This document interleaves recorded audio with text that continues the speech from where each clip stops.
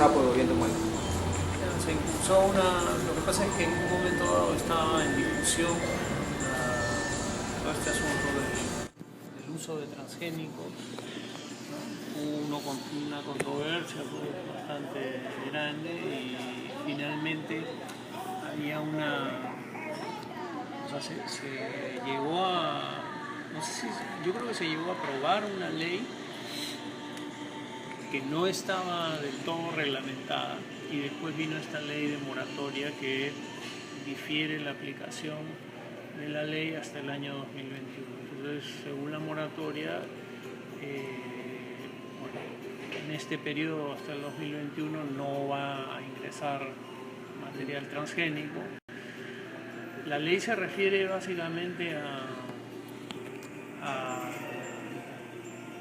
por ejemplo, semillas, se refiere a fármacos, animales transgénicos que pueden ser animales, qué sé yo, para propósitos pecuarios, ganadería, esas cosas, o para, por ejemplo, peces, ¿no? Para hacer piscicultura, en fin, ese tipo de actividades. Eso no puede entrar, ¿cierto? Ahora, hay una serie de insumos que son hechos a partir de material transgénicos que no son contemplados por la moratoria. Entonces, algunos alimentos, qué sé yo, por ejemplo, el sillao que está hecho con soya, la soya con la que se hace el sillao en su mayoría es transgénica, eso entra, alimentos que puedan ser hechos en base a insumos transgénicos tampoco son regulados por esta moratoria. La actividad de laboratorio, por ejemplo, en la que se puede generar transgénicos como parte de experimentos, pero que están confinados a un laboratorio, eso tampoco es parte de la moratoria. En realidad la moratoria lo que ve es todo lo que puede salir al ambiente, ¿no es cierto? Ya sea como un cultivo o como animales, en fin. Entonces, la idea de la moratoria es que en este tiempo se capacitaran a la gente, a laboratorios, para poder primero poder establecer un sistema de control dentro del campo y control también a nivel del ingreso a través de las fronteras, ¿no? Y la idea es que justamente se pueda detectar algún organismo que sea transgénico y retenerlo y evitar su ingreso y su propagación en el ambiente. Pero para eso obviamente hay que tener laboratorios en donde se hagan, digamos, las pruebas de detección de estos transgenes. Y tiene que haber toda una organización a nivel de fronteras, un sistema que permita hacer muestreo, ¿cierto? Desde la mercadería que entra, para justamente poder llevar a cabo un control. Entonces, Concitec en este momento tiene un encargo, en realidad quien maneja toda la parte de transgénicos es el Ministerio del Ambiente. Pero dentro del aparato estatal se han distribuido algunas responsabilidades, ¿no? Y la que le cabe a Concitec es básicamente la capacitación de recursos humanos que van a ir tanto al control de frontera que les comentaba, a la detección de transgénicos en pruebas de laboratorio, o sea, hay que montar o identificar laboratorios que puedan hacer esas pruebas. Y el otro punto, el tercero, es la acreditación de esos laboratorios. Se supone que Indecopi es el ente que controla y en un principio tendría que ser Indecopi quien acredite a estos laboratorios. Lo que ocurre es que aparentemente las capacidades de Indecopi no dan para hacer ese control tan especializado. Entonces, una parte de la formación de recursos humanos podría ir hacia la capacitación de gente de Indecopi para que pueda hacer la acreditación de los laboratorios que se encargarían de detectar, hacer las pruebas de detección de transgénicos. Entonces, eso, digamos, esa es la responsabilidad que le cabe a Concitec. De hecho, debe presentar un proyecto de inversión pública para llevar a cabo esa capacitación. Y bueno, está participando de una serie de reuniones de coordinación con las otras entidades del Estado, MINAM, MINIA, SENASA, ITP, en fin, la propia Asociación de Protección del Consumidor, para planificar esas acciones que se tienen que llevar a cabo, ¿no? La idea es que al 2021, cuando se levante esta ley de moratoria, todas las capacidades para control, detección y acreditación de laboratorios, por lo menos en lo que concierne a Concitec, estén ya implementadas. Bueno, todavía no está, o sea, hay un plan de ciencia y tecnología que es el que se aprobó, eso debe haber sido en el gobierno de Alejandro Toledo. Es un plan que va del 2006 hasta el 2021. Y ese plan sirve como una suerte de marco para que se desarrollen una serie de programas en áreas que el propio plan identificó, ¿no es cierto? Una de esas áreas, que es lo que le llaman un área transversal, porque afecta a distintas disciplinas, es la biotecnología. Entonces, la tarea precisamente ahora es desarrollar un programa nacional de biotecnología que pueda ir, lo realista sería que vaya desde el 2016 hasta el 2021. Y bueno, ese programa lo que tiene que hacer es fijar cuáles son las prioridades dentro de lo que es biotecnología en el Perú. Una cosa que es común a todos los programas, obviamente no es solamente el programa de biotecnología, hay un programa de materiales, hay programas ambientales, en general un problema común a todos estos programas es la escasez de recursos humanos. Entonces, parte del, o sea, ya desde el inicio sabemos que parte del programa va a tener que orientarse a formar más recursos, ¿no? Pero luego lo que hay que hacer es identificar algunos sectores estratégicos, ¿no?, de la parte de biotecnología que permita básicamente mejorar la producción, ¿no?, vincular un poco más el quehacer de laboratorio, digamos, con la parte más productiva. Es por esa línea que nos interesaría llevar el programa. Como les digo, todavía se está discutiendo cuáles serían las rutas más apropiadas, pero en términos generales eso es lo que en este momento estamos manejando y bueno, la idea es que el programa esté listo hacia fines de año, como para que en el 2016 ya se pueda empezar, y eso regirá hasta el año, en principio hasta el año 2021. Entonces, ese es el estado en el que se encuentran las cosas. Bueno, sí, porque parte por ejemplo, parte del recurso humano que se necesita, por ejemplo, para implementar estos laboratorios de detección de transgénicos, tienen que tener una formación en biología molecular, ¿no? Y necesariamente eso pasa por tener un acercamiento a la biotecnología. Entonces, parte de los recursos humanos que se formen en el programa de biotecnología seguramente van a estar en capacidad de ser absorbidos por estos laboratorios que se encargan de hacer la detección. Pero bueno, o sea, un programa de biotecnología es una cosa que va mucho más allá del simple control, ¿no? Y que puede tener que ver con desarrollar nuevas cosas, en fin. Entonces yo diría que lo de la moratoria toca, de alguna manera se toca con el programa, pero es una parte muy pequeña, ¿no? El programa debe tener un vuelo que es mucho menor, ¿no?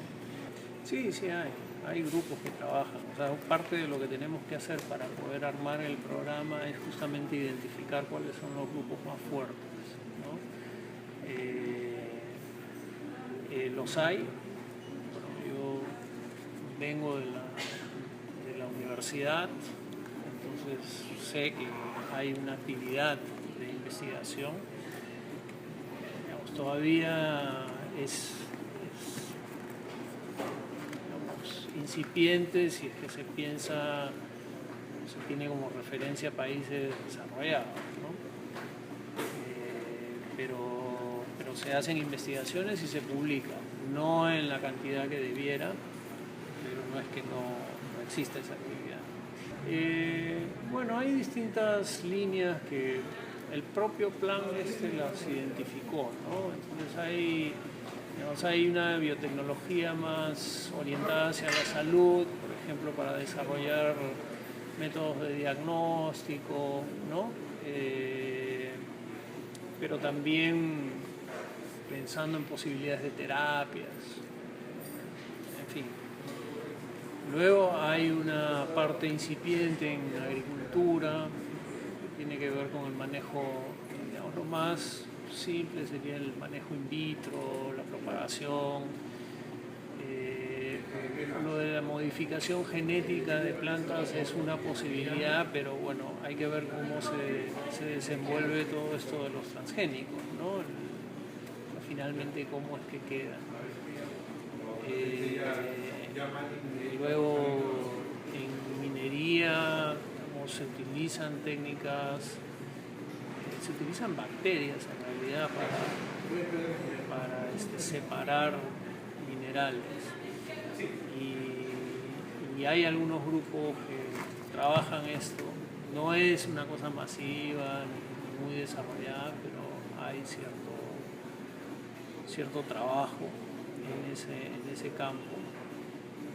Y no sé, se me escapa alguna. En realidad la biotecnología tiene muchos aspectos,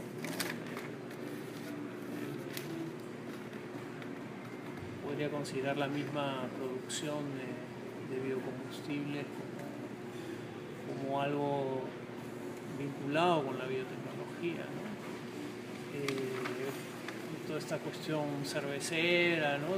La producción de bebidas alcohólicas tiene que ver con microbiología, pero se pueden usar cepas mejoradas, por ejemplo, para llevar la fermentación por determinados caminos, ¿no? Que eso tenga un impacto en el producto, la cerveza, el vino, el pisco, lo que fuera que se produzca.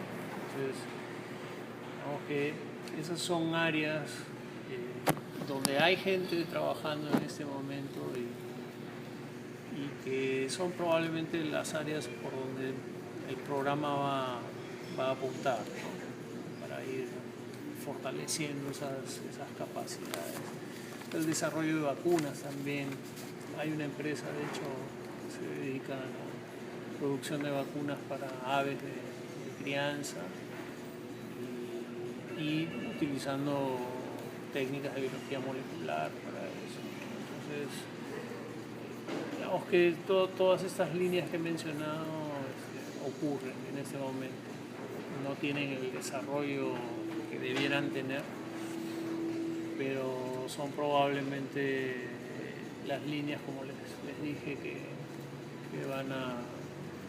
van a considerarse, ¿no? Dentro hay algunas empresas que se dedican a dar servicios biotecnológicos, ¿no? Hacer análisis de laboratorio, análisis de paternidad, por ejemplo, esta compañía que te mencioné que produce vacunas para pollos básicamente, para aves de crianza, no sé si es pertinente dar nombres particulares, pero te puedo decir que hay compañías que se dedican, por ejemplo, a producir plántulas in vitro para llevarlas a vivero y de ahí a campo. Hay laboratorios también que se encargan de hacer detección, o sea, de hecho hay laboratorios que hacen detección de transgénicos en alimentos, por ejemplo, ¿no? Porque en algún momento una de las cosas que se estaba discutiendo era la pertinencia de etiquetar todo lo que tenga algún componente transgénico, ¿no? Entonces ahí tienes que detectar, o sea, a veces es difícil detectar porque puedes tener una mezcla, ¿no? O sea, si es un producto que se elabora con distintos insumos, alguno puede ser transgénico y el resto no, entonces eso diluye mucho la presencia del transgénico. Y hay métodos cuantitativos para determinar qué porcentaje de lo que hay ahí es transgénico. Y una de las cosas que la ley, por ejemplo, en algún momento va a tener que contemplar son los límites, ¿no?, que se permiten. Y bueno, hay laboratorios, como mencionaba, que hacen ese tipo de servicio, es decir, una determinación cuantitativa de los transgenes en un producto, después en un alimento, por ejemplo. Hay laboratorios que también certifican en base a herramientas moleculares, pueden certificar, por ejemplo, la pureza de una variedad, que puede ser una variedad de una especie vegetal o una especie animal. Entonces, hay, digamos, una cartera, no diría pues espectacular, pero digamos, más o menos significativa de servicios. Y bueno, eso es una también de las cosas que a mí particularmente me interesa identificar, ¿no? Ver por dónde está yendo el negocio de los servicios biotecnológicos para tratar de fortalecer esa línea, ¿no? Pensando en que esa puede ser una fuente de empleo para los investigadores. Los investigadores no pueden estar todos metidos en la universidad y en los institutos porque no alcanza el espacio ahí. O sea, hay que darle un espacio también en el ámbito privado. Eso es algo que me interesaría ver con más detalle. Es difícil tener control de todo lo que pueda ocurrir en un individuo que es genéticamente modificado. Entonces hay que observarlo, hay que mirarlo, hay que ver cuáles de esas alteraciones pueden conllevar algún riesgo. Entonces es un estudio que normalmente debería tomar años, ¿no es cierto?, hasta que uno establece que el transgénico es inocuo, no produce ningún daño. Pero, o sea, eso es en lo que se refiere a la salud. La otra objeción del uso de transgénicos es que existe el peligro de que el gen, claro, o sea, que se transfiera a las plantas, digamos, no transgénicas que están alrededor, ¿no? Que hay una polución genética. Entonces ahí tienes que ver, pues, establecer barreras, que pueden ser barreras biológicas o barreras físicas, para que no se produzca esa fuga, digamos, del transgen hacia el ambiente. Y luego el otro temor es que la gente, el agricultor, ¿no?, use solamente semillas o variedades transgénicas y empiece a dejar de lado variedades locales que pueden tener atributos valiosos, ¿no?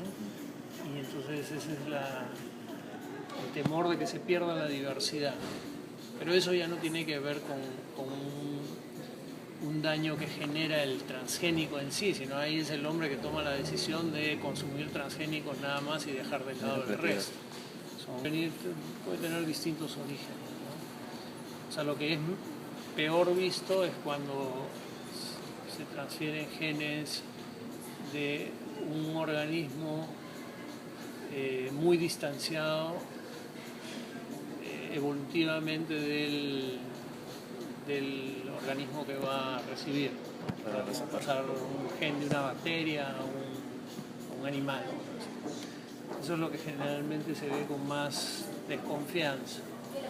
Con menos desconfianza se ve cuando, o sea, por ejemplo, yo lo que puedo hacer también es, supongamos que tengo una planta acá, ¿no? Y entonces lo que puedo hacer es alterar, o sea, puedo usar un transgen que en realidad sea un gen de la misma planta, pero ponerlo bajo el control de un promotor que va a permitir que ese gen se exprese de una manera diferente. O sea, normalmente los genes sirven como, digamos, molde para la síntesis de proteínas. Y el conjunto de proteínas es lo que determina en buena cuenta cómo funciona un organismo. Entonces, no es solamente qué proteínas tiene, sino en qué cantidad. Y la regulación de la cantidad de proteínas que tiene un organismo tiene que ver con cómo se regula la expresión de ese gen. Si el gen está prendido, se expresa la proteína. Si el gen está apagado, no se expresa y no se produce proteína. Entonces, esa regulación genética se puede alterar por transgenes. Y en este caso yo puedo tener el caso de un gen que ya está presente en un organismo. Yo se lo vuelvo a meter, pero se lo meto ahora bajo el control de un promotor diferente, de manera tal que se exprese más o se exprese menos, o se exprese en un momento que a mí me interesa y se apague en otro momento. Entonces ahí no estoy alterando en rigor la calidad de la información genética, porque son los mismos genes. No he alterado, porque lo que he metido es igualito a lo que ya tenía la planta de él. Lo que estoy alterando es la parte cuantitativa, es decir, cuánto se expresa ese gen y cuánta proteína sintetiza a partir de la expresión de ese gen. Y eso puede generar una alteración de los atributos de la planta. Entonces, en realidad hablar de transgenes es hablar de muchas posibilidades, ¿no? Algunas de las cuales probablemente conlleven riesgos más altos que otros. Pero en todos los casos tiene que haber una evaluación, ¿no? Y un estudio, como les dije en un principio, caso por caso.